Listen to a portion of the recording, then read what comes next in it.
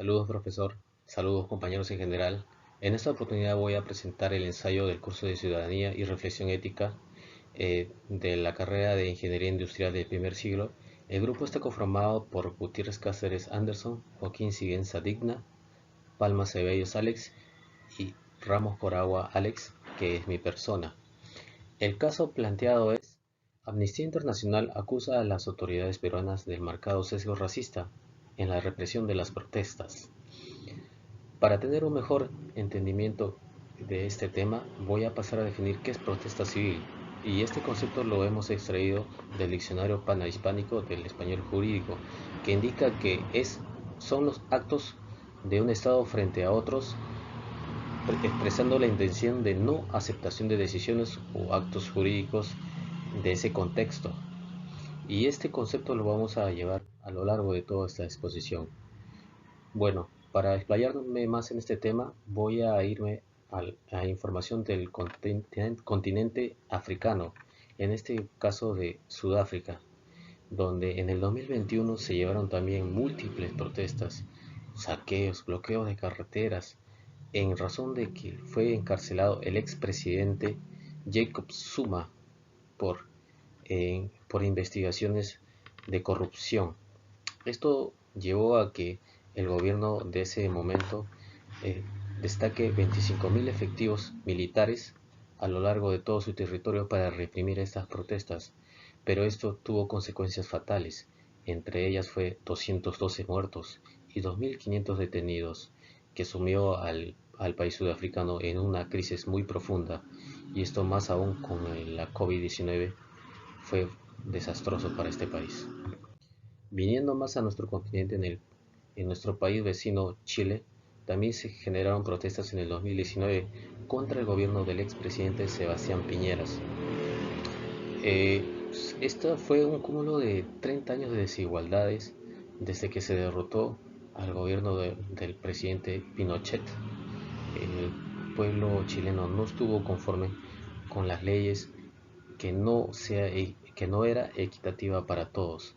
Y el punto de inflexión fue la subida de la tarifa ferroviaria, lo cual llevó a que se lleven a incendiar 25 estaciones.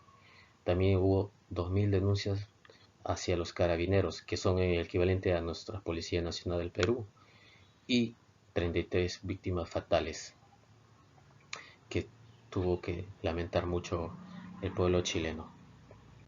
Viniendo a nuestro país, también se generaron protestas a finales de 2022 y a inicios de 2023 contra el actual gobierno de la presidenta Dina Boluarte. ¿Y cuál fue el motivo?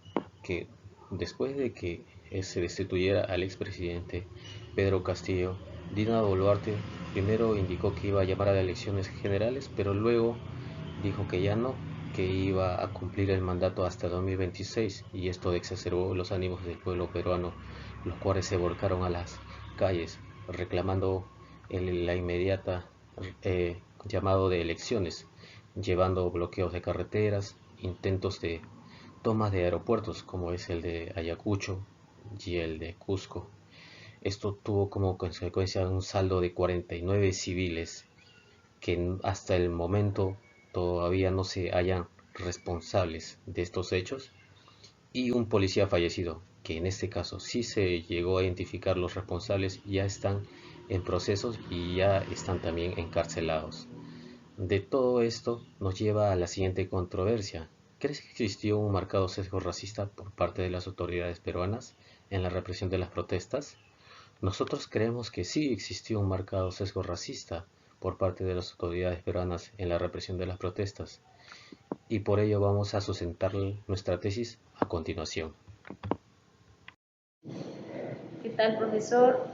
Bueno, continuando con el desarrollo del tema, que es la amnistía, en primer lugar podemos decir que en cuanto a los derechos humanos, la Organización de los Derechos Humanos fue la que acusa a las fuerzas de seguridad de haber utilizado fuerzas letales en cuanto a la aplicación de métodos en las manifestaciones que hubo en los enfrentamientos que se estuvieron dando.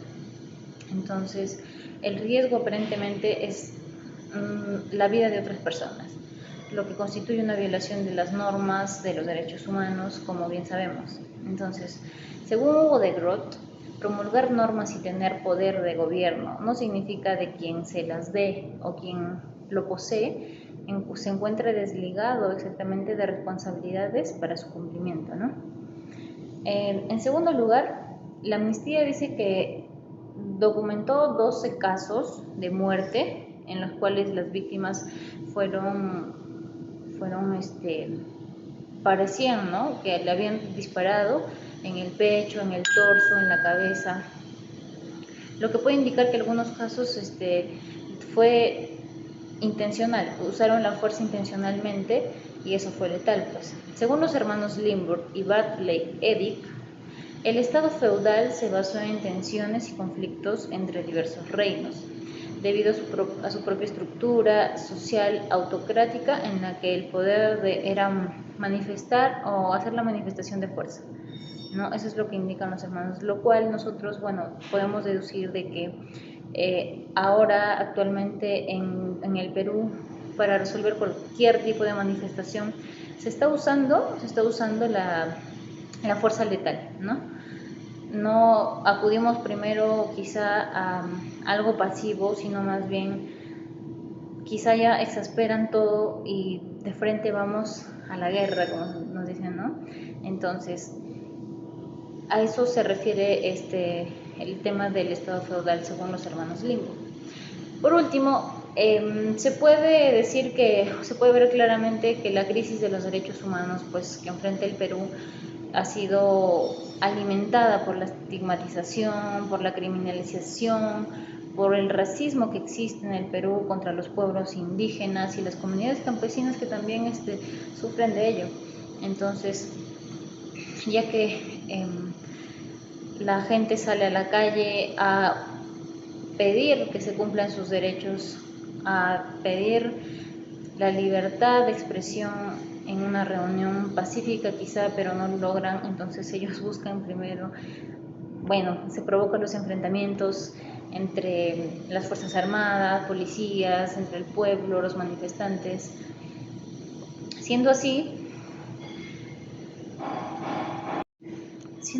que tanto la población como las unidades campesinas que salen y hacen este tipo de manifestaciones han sido castigadas fuertemente, ¿no?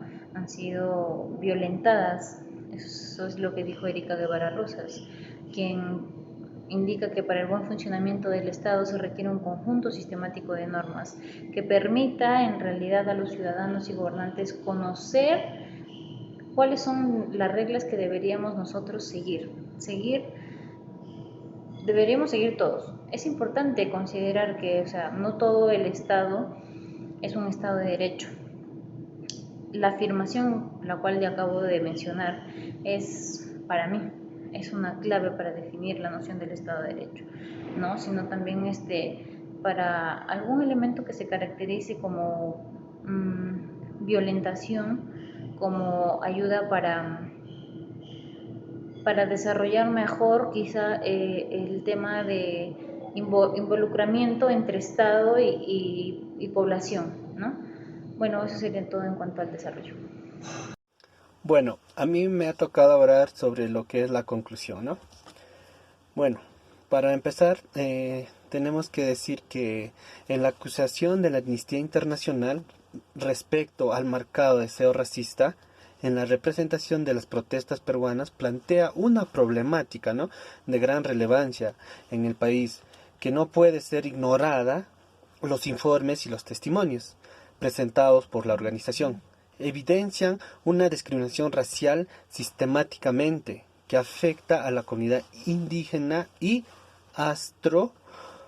ascendientes, ¿no? Y constituye una clara violación en los derechos humanos fundamentales, ¿no? La existencia en el deseo racista, en la representación de las protestas, no solo afecta a las personas que protestan legítimamente, ¿no?, por sus derechos, sino que también erosionan la confianza de las instituciones. Y por eso pone en entredicho el compromiso del Estado peruano, ¿no?, con la igualdad y la justicia, Para abordar esta problemática es fundamental que las autoridades peruanas reconozcan y asuman la responsabilidad en erradicar cualquier forma de discriminación, ya sea racial o en representación de los manifestantes, ¿no? Esto implica implementar políticas, ya sea dentro o fuera de nuestra sociedad, ¿no? Y a conjunto de fortalecer nuestros mecanismos de rendición de cuentas y garantizar a aquello responsable de actos de violencia y discriminación racial, ¿no? Ya sean llevados ante la justicia. Esto nos evitaría un claro mensaje de que la impunidad no sea tolerada, ¿no? Y que se tomarían medidas efectivas para garantizar la protección de los derechos de todas las personas, ¿no? Sin importar su origen étnico o racial. En la última instancia, la lucha contra la discriminación racial, la represión de las protestas deben ser abordadas, ¿no? de una manera integral, no solo a través de cambios institucionales, ¿no? Sino también a través de la educación y la sensibilización de la sociedad en general. Así nosotros podríamos construir un país más inclusivo, más respetuoso en la diversidad, en que todos los ciudadanos puedan ejercer sus derechos sin temor a la violencia o a la discriminación en el Perú, ¿no? Eso sería todo, muchas gracias.